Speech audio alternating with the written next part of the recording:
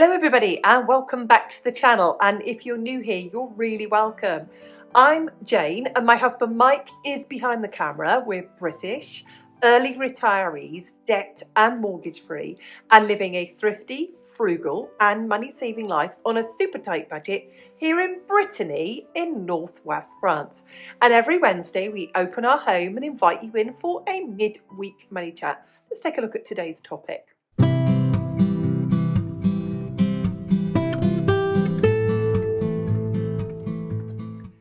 I already know some of you are going to tell me that you don't want to retire, and that's cool. That's obviously your choice. But today I'm really having that chat with those of you who do want to retire, or who are retired, or whose retirement is imminent, or who are going to retire at some stage in your life. And there's lots of those questions that people ask about: when will I retire? What will I live off? And how much will I need to retire? And those are some of the things that we're going to be having a chat about today.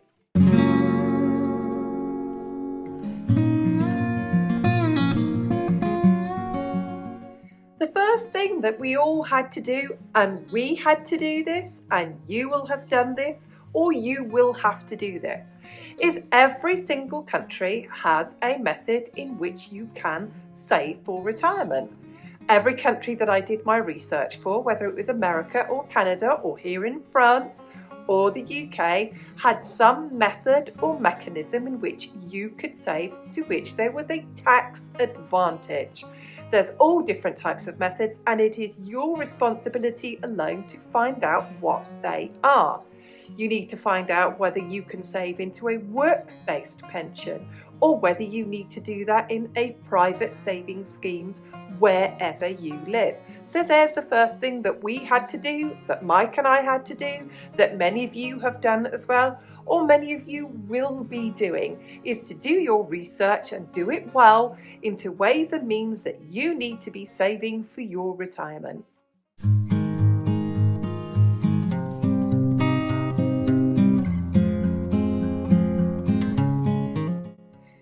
I did a little bit of research, and it was good to see that there was a really good percentage of people in all the countries that I looked at making their own arrangements for their own pensions in the future. One country I looked at in detail was the UK, and I got the figures from 2020 from the Office of National Statistics. And the figures they gave me were that 79% of people in the UK workplace in 2020 were paying into a work-based pension, meaning a percentage of their income wasn't taxed. That money was going into a works-based pension. So that was really good news from what I saw of that. I also saw from the data that I looked at that 38% of the population were saving money into an ISA, which meant they had their own saving schemes running which they could use for a pension in the future. There were overlaps of those. It could mean that some of the people were only saving into an ISA, or they were only saving into a work-based pension, or it could mean there was an overlap. Some people were saving into both of those. So just as I've said earlier, you need to do your own research and look into the fact that these are available to you and that you can get saving.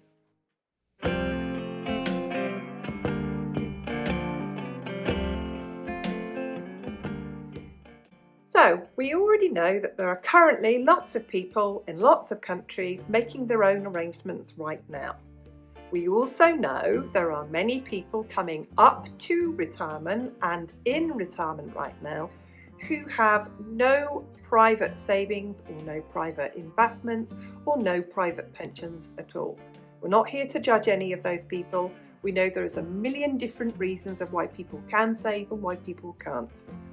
But we do know that thankfully in most of those countries, whether it's the US, Canada, the UK, here in France, that there is some kind of state-run social security system and there is some kind of pension. Now, it is equally your responsibility to know what that pension is, how much you should be paying into that. And in all of the cases, it's not welfare, it's not benefit, it's not a handout. You're not taking money from from somebody else's pocket. It's money that you've paid in and it's rightfully yours. It's right and proper that you should take your amount of money when it is due to you. Currently, I will get mine from the UK, and I know that I have paid in fully the amount of money to get it at 67 years old. Some people it's going to be 68 years old. It's currently 62 years old in France and going up to 64 years old if everything that's going through at the moment goes through. But it's your responsibility to know in whichever country you live in, which system there is, have you paid enough into it, and when you will get it. But when you get it, make sure that you take it. It's yours. You've paid for it.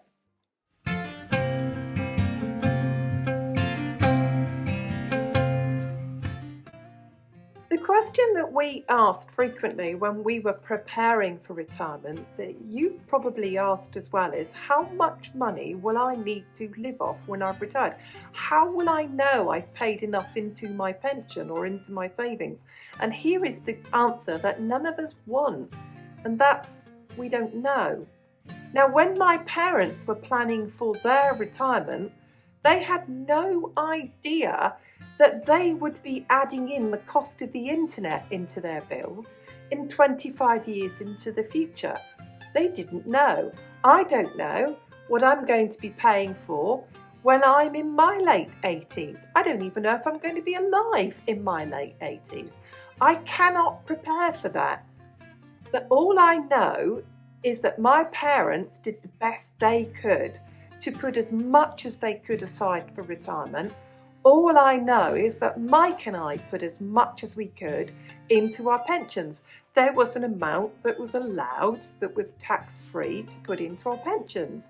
You know where you live, how much you can put into a savings fund for retirement that isn't taxed, that has a tax advantage to it, wherever you live. And we can all sit there and think, well, is it going to be enough?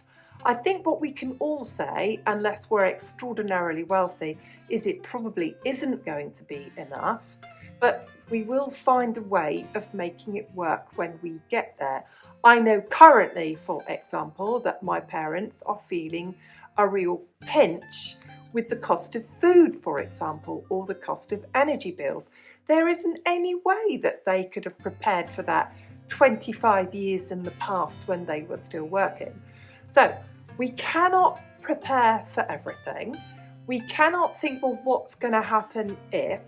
We can only do our very best and save as much as we can and prepare as best we can.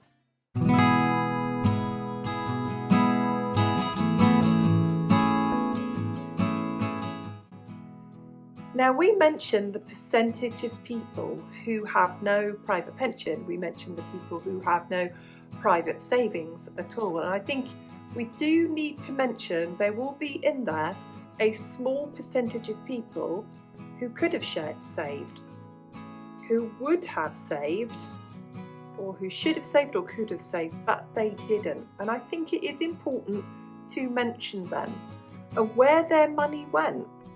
Some of them might have spent a lot of that money on lifestyle, on holidays, on having more than they needed, on always updating their homes, on always updating their car, and living beyond their means. They could have saved for their pension if they hadn't have done those things. And I only mention this, not as to blame, but that we can learn from that. And I'm going to give an example of a couple I met in my early 20s. And I learned something from them that I carried with me all of my life. And I saw this couple who had a comfortable but modest retirement. And I learned from them because I knew them personally, that they didn't update their car, that they didn't get a bigger house, that they didn't spend the money, that they did save. And they didn't live a hair shirt life, but they didn't live a life beyond their means. They always lived under their means. And by learning from people like that, I learned as soon as I was in a position that I could save for retirement, and Mike and I both did the same, as soon as we were in a position where we had jobs where we could save for retirement, that we did. And I'm very grateful from those experiences that I had from learning from the people who did it right. But we can also sadly reflect on those people who didn't get it right. We're not here to blame them, as I said, but we can learn from that. If you have the money to save, we should do.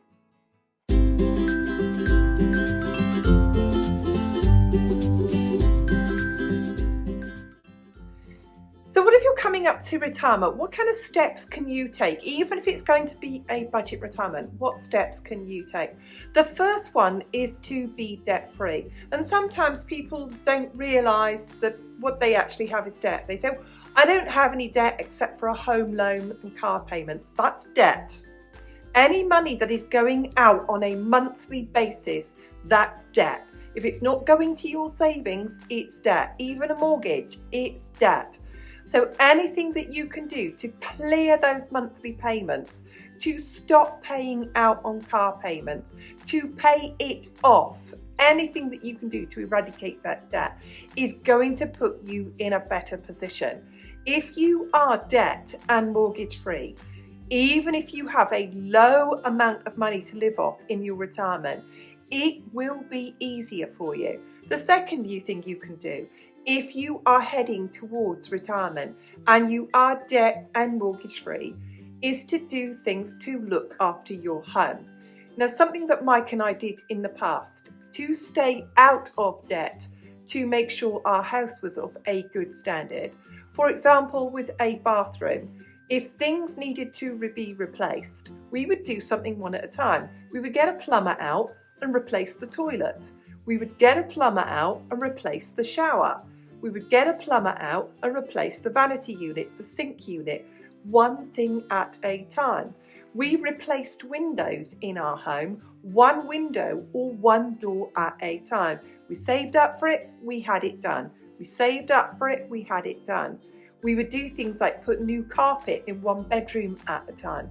And that is something that you could do equally, so you don't get into debt, that it's manageable, and that you keep up the upkeep of your home. The next thing that was really important, that we could go into retirement and do so on a budget, is that we learned new skills as we went along. So less and less had to be paid for by other people, and that we had those skills to do it ourselves.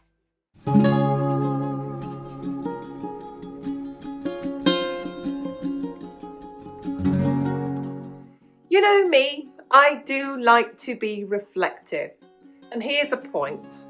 Most of us are going to reach retirement like we did, and we won't have as much money as we would have liked to have had.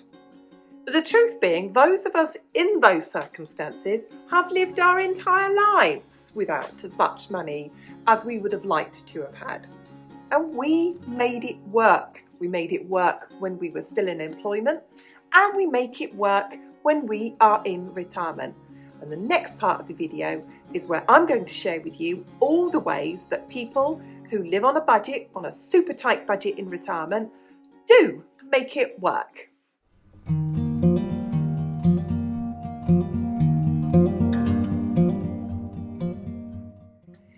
Let's start off with housing. Most of us reach retirement, we have paid off the mortgage. Most of us paid off the mortgage by our 50s. Thank goodness. That was a big bill to get rid of, wasn't it? We've bought all the furniture for the house. We've paid for the work to be done to the house. And we're now at the stage where it's purely maintenance. You'll notice, for example, my sofas are always covered in homemade quilts, because I bought these sofas when I was still working, and I am going to make them last at least 10 years. They're guaranteed for 10 years. We haven't got toddlers jumping on them. We haven't got teenagers sleeping on them. They don't get the wear and tear. So there's a good point that we make it work. We've paid off our mortgage. We've paid for everything in our house. We've bought the kitchen. We've got everything we need. And really, we can be happy with it. We just make it last.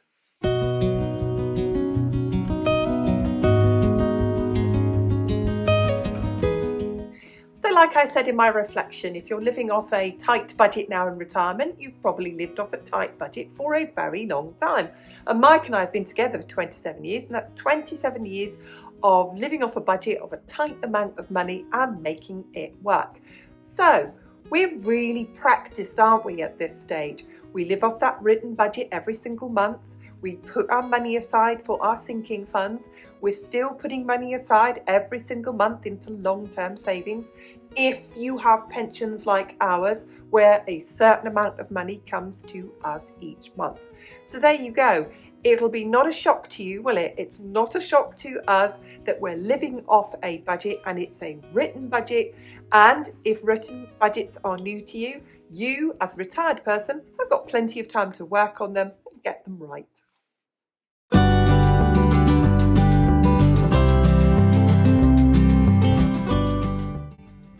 The next really good thing about being retired, even if you're like us and you're living off a super tight budget, is you've got time to learn new skills. You've got time to learn how to do your own DIY. You've got time to do the DIY. You might think to yourself, well, it's going to take me all day to sand down this door frame. Well, you've got all day.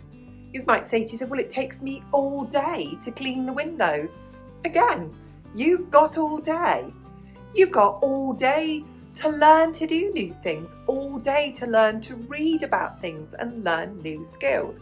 You've got all day to practice them, get them wrong, and the next day, all day to have another go at them.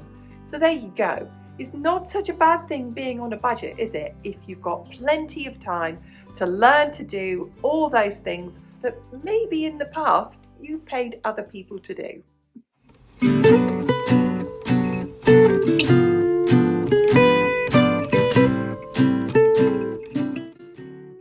Another positive is that we have the time to keep fit and healthy. We've got the time to have our lunch and then take ourselves out for a walk every single afternoon. We've got plenty of places that we can find to go for free because, like I said in my previous point, we've got the time to learn about these things. We can get together with a group of people. We can lift share with them and hop ourselves off to a nearby park if you live in a city, or if you're like us and you're living in a rural area, to some national park and those hiking trails that you can use for free. It doesn't cost us very much at all to stay fit and healthy. We can use exercise videos for free on YouTube. I do lots of exercise videos on YouTube which are perfectly designed for people of my age. There are things that I've learned to do exercise-wise that I've learned again for free from YouTube. So there we go, there's another positive.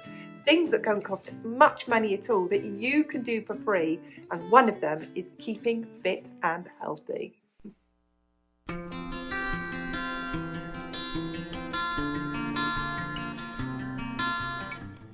Something else that's going to cost you a lot less when you're retired, because you'll have the time for this, is going to be food. Let me explain to you. You are going to have the time to meal plan. You're going to have the time to cook things from scratch. You are going to have the time to batch cook. You are going to have the time to shop around to get better deals for food. You are going to be able to get to the stores when you find out that they have the markdowns on food. You are going to have the time to find those places that sell food cheaper. Here in France, for example, we have more and more stores popping up that sell short-dated food. So you can go along and buy it, and maybe the expiry date is within a month. And we all know that's a best before date. You'll have time for things like going on picnics. That's a really lovely one that we do. And making those picnics instead of eating out. You will have the time to make food for your friends and invite them over, and in turn go and eat with them. So you're going to save money all round on food, because you will have the time to spend it on the ways and means of eating at a far cheaper rate.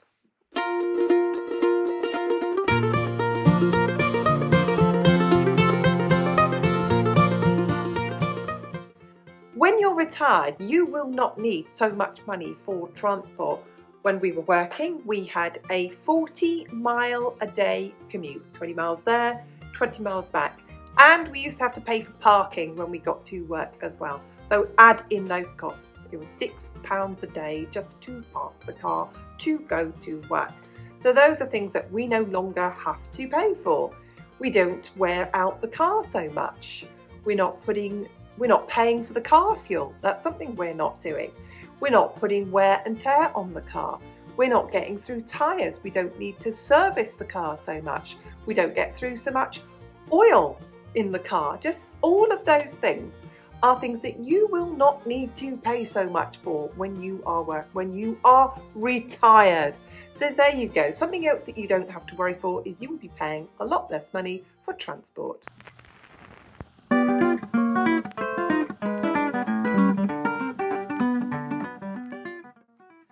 Something else in retirement that you are not going to need to spend any money at all are all of those work-related expenses.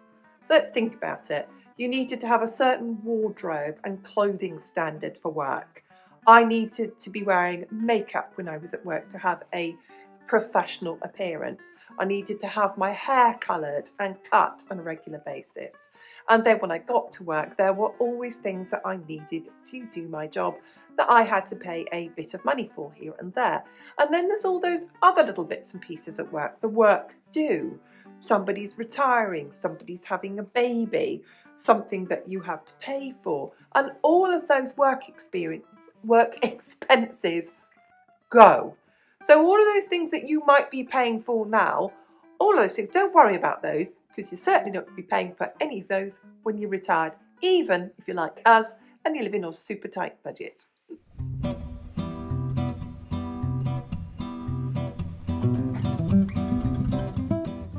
Thanks so much to everybody who watches our videos. Massive thank you to everyone who hits that thumbs up button. And if you've not done it yet, go on, hit that thumbs up button.